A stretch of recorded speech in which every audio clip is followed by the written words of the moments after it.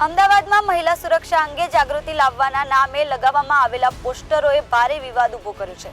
આ પોસ્ટરોમાં લખવામાં આવ્યું હતું, લેટ નાઇટ પાર્ટીમાં જવું એ બળાત્કાર કે ગેંગરેપને આમંત્રણ આપી શકે છે। આવી ભાષાને લઈને પોલીસ અને સામાજિક સંગઠનોની અકારી ટીકા થઈ રહી છે। આ અંગે વિવાદ વધતા પોલીસે બીજા જ દિવસે આ પોસ્ટરો હટાવી દીધા છે અને સ્વીકાર્યું છે કે આવી ભાષા સ્વીકાર્ય નથી। મહિલા સુરક્ષા માટે લગાવાયેલા અન્ય એક પોસ્ટરમાં લખ્યું હતું, અંધારી અને સુમસામ જગ્યાઓએ મિત્રો સાથે ન જાઓ, તમારી સાથે બળાત્કાર કે ગેંગરેપ થઈ શકે છે। આવા સંદેશાઓ સોશિયલ મીડિયા પર ભારે વિરોધ ઊભો કર્યો છે। પોલીસે બચાવ કરતા જણાવ્યું કે આ પોસ્ટરો સતર્કતાના નામે સંગઠન દ્વારા ટ્રાફિક જાગૃતિ માટે લગાવાયા હતા।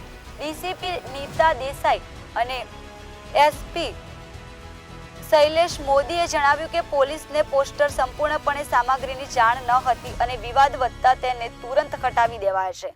પોલીસે આ વિવાદથી પોતાને અલગ રાખવાનો પ્રયાસ કર્યો છે। એસીપી એનએન ચૌધરીએ કહ્યું કે અમે આવી ભાષાને ક્યારેય મંજૂરી આપી નથી। સ્થાનિક રહેવાસીઓ અને સામાજિક કાર્યકર્તાઓ આ ઘટનાથી નારાજ છે।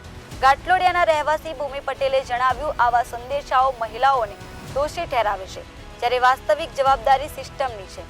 બોડકદેવની ફિટનેસ ટ્રેનર અને મોરલ પોલીસિંગે જણાવ્યું, મહિલા સુરક્ષા માટે સમયાંતરે ઝુંબેશ ચલાવવામાં આવે ત્યારે પોલીસ બિનસરકારી સંસ્થાઓનો સહયોગ લેશે।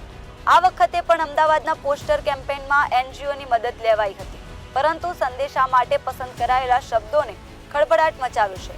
ખાસ કરીને મહિલાઓએ તીવ્ર નારાજગી વ્યક્ત કરી છે। આ વિવાદે મહિલા સુરક્ષાના નામે આપવામાં આવતી ભલામણોની રીત અને તેની પાછળની માનસિકતા પર સવાલો ઊભા કર્યા છે।